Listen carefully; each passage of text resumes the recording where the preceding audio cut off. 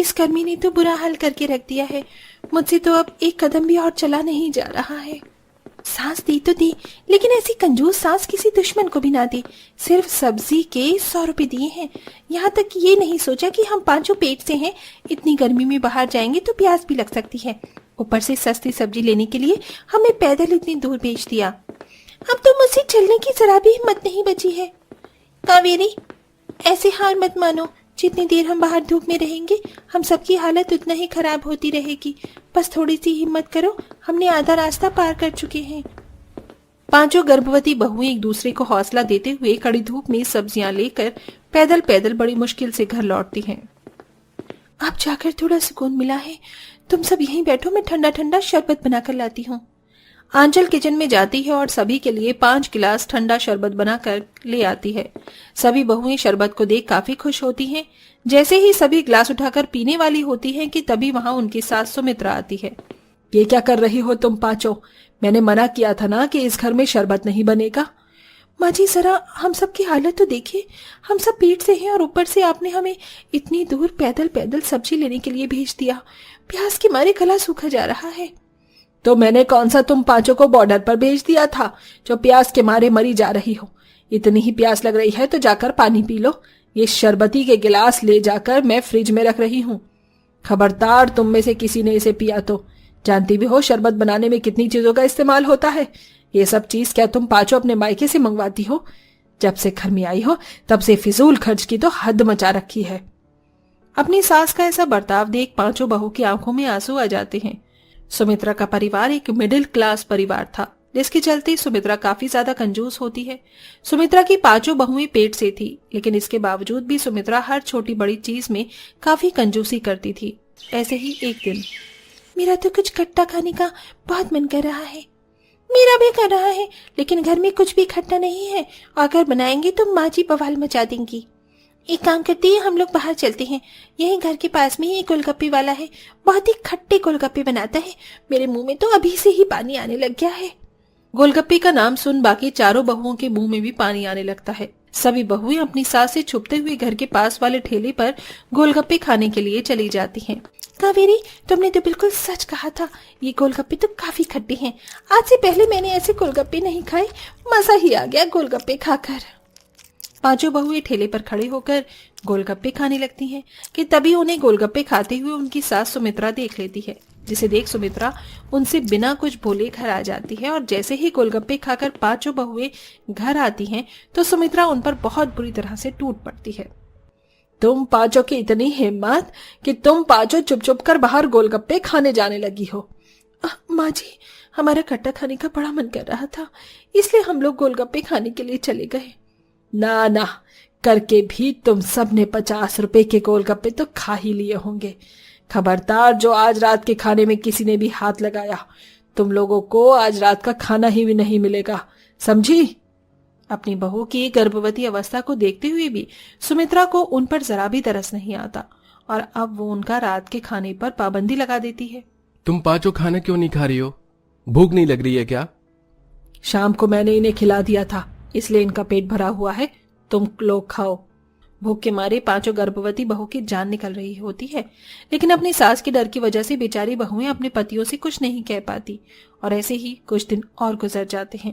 माँ जी, आज हम 5 का पुलाव खाने का मन कर रहा है, तो हम पुलाव बना लें क्या? अगर पुलाव बनाओगी तो कम से कम 1 किलो चावल के पुलाव बनेंगे।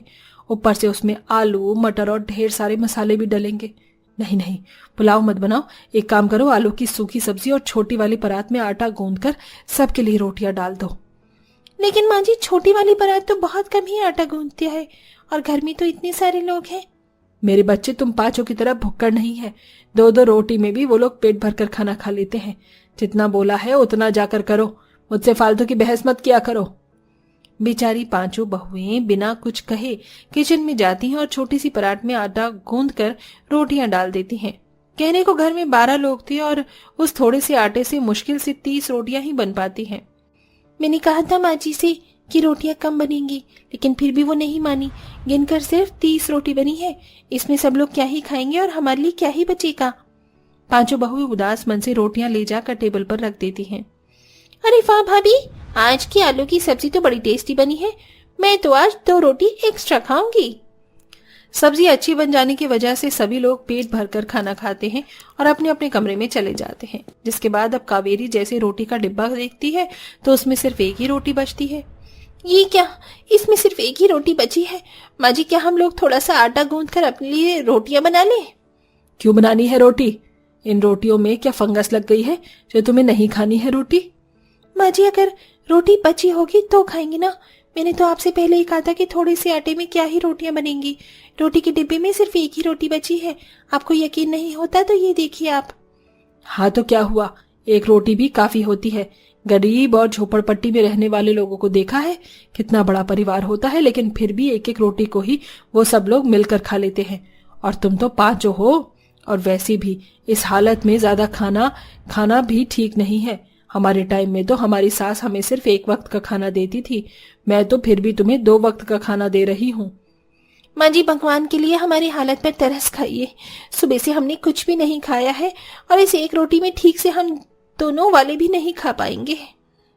तो कोई बात नहीं, एक एक निवाला खा लो। एक दिन कम खाओगी तो मर थोड़ी ना जाओगी। एक रोटी मिलकर तुम 5 खा लो। इतना कहकर सुमित्रा किचन में जाती है और राशन के सभी डिब्बों पर ताला लगा देती है, जिसे देख 5 बहू को काफी दुख होता है। मन तो करता है कि रोटी की बजाय जहर खा लूं, लेकिन अगर जहर खा लेंगे तो हमारे साथ साथ हमारी कोख में पल रहे बच्चे भी इस दुनिया में आने से पहले ही भगवान के पास चले जाएंगे। इसमें इन बेचारों का क्या ही कसूर है। उस एक रोटी में 5 बहुएं ठीक से एक निवाला भी खा नहीं पाती और पानी पीकर ही खाली पेट सो जाती हैं। जैसे जैसे दिन गुजरने लगते हैं वैसे वैसे सुमित्रा की कंजूसी भी अब बढ़ने लगती है, जिसके चलते अब 5 बहू का शरीर काफी ज्यादा कमजोर होने लगता है।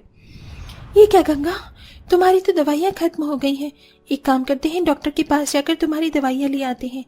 पैसे तो पेड़ पर उगते हैं ना, जो तुम 5 दवाइयाँ लेने जा रही हो। कोई जरूरत नहीं है दवाई लाने की। अरे हमने भी 5 बच्चों को जन्म दिया है, हमने तो कभी दवाई नहीं खाई। न जाने क्या होगा इन आजकल की लड़कियों का तो। सुमित्रा की कंजूसी की हद तो तब पार होती है जब सुमित्रा की 5 बहू के पति उनके लिए जूस और फ्रूट लेकर आते हैं, लेकिन सुमित्रा उसे भी उन सबको खाने नहीं देती। माँ जी, ये सब तो हमारे पतियों ने हमारे लिए लाकर दिया है, कम से कम ये तो हमें खाने दीजिए। बड़ी आई हमारे पतियों वाली। तुम 5 के पति से पहले वो मेरे बेटे हैं। मेरे बेटे सुबह से शाम तक इतनी मेहनत करते हैं और तुम उनके पैसों को इस तरह बर्बाद कर रही हो। ये सब कुछ मैं वापस कर आऊंगी, समझी तुम 5। ऐसे ही समय गुजरता है, लेकिन सुमित्रा का कंजूसीपन खत्म नहीं होता और रोज की तरह 5 बहुएं खाली पेट घर में काम करने लगी कि तभी गंगा को लेबर पेन शुरू होता है, जिसे देख सभी लोग उसे जल्दी से अस्पताल लेकर जाते हैं। गंगा जी की तबीयत काफी ज्यादा गंभीर है और हम शायद माँ और बच्चे में से किसी को ही बचा सकते हैं। डॉक्टर की बात सुन सभी लोग काफी ज्यादा परेशान हो जाते हैं। वहीं 1 घंटे के ऑपरेशन के बाद डॉक्टर गंगा के डिलीवरी तो कर देते हैं, लेकिन इस ऑपरेशन में सिर्फ गंगा ही बचती है। देखिए, हमने बच्चे को बचाने की काफी कोशिश की, लेकिन उनका शरीर हद से ज्यादा कमजोर था। काफी ज्यादा ब्लीडिंग हो चुकी थी। हम बड़ी मुश्किल से माँ को बचा पाए हैं। I am sorry. डॉक्टर की ये बात सुन गंगा का पति जगदीप रोने लगता है। हे भगवान, ये क्या हो गया? ये नहीं हो सकता। तू इतना निर्दयी कैसे हो सकता है? निर्दयी भगवान नहीं, बल्कि आप लोगों की माँ है। जब से हम इस घर में बहू बनकर आई है, तब से उन्होंने हर छोटी छोटी चीज के साथ, हर छोटी छोटी चीज में हमारे साथ कंजूसी की। यहाँ तक कि जब हम पेट से थी तो भूख से तड़प रही थी, तब भी माँ जी ने हम 5 को सिर्फ एक ही रोटी दी, जिसके चलते हम 5 का शरीर कमजोर होता चला गया और आज गंगा ने अपना बच्चा खो दिया। हमारी बच्चे को भी अगर कुछ होता है ना, तो उसकी जिम्मेदार सिर्फ माँ जी होंगी। हमें तो लगा था कि आप बदल चुकी हो, लेकिन आप तो नहीं बदली। इससे पहले हमारी पत्नियों को या हमारे होने वाले बच्चों को कुछ हो, हम यहाँ से बहुत दूर चले जाएंगे। 5 बेटे जल्दी से सारा सामान पैक करते हैं और अपनी अपनी पत्नियों के साथ दूसरे घर में शिफ्ट हो जाते हैं। वहीं कुछ दिनों में ही बाकी चारों की बहुएं ऑपरेशन से बच्चों को जन्म देती हैं। अपनी गोद उजड़ जाने के बावजूद भी गंगा बाकी बहुओं के बच्चों को ध्यान पे रखती थी। साथ ही सभी बहुएं मिलकर गंगा को हौसला देती थी। कुछ महीनों के बाद गंगा की गोद फिर से भर जाती है। इसी के साथ अब 5 बहुओं को हमेशा हमेशा के लिए अपनी कंजूस सास से भी छुटकारा मिल जाता है। वैसे इस कहानी में तो बेचारी बहुओं को अपना खाना शेयर करने के अलावा कोई चारा ही नहीं था। पर क्या आपको अपना खाना किसी से शेयर करना पसंद है या नहीं? कमेंट में बताना ना भूलें।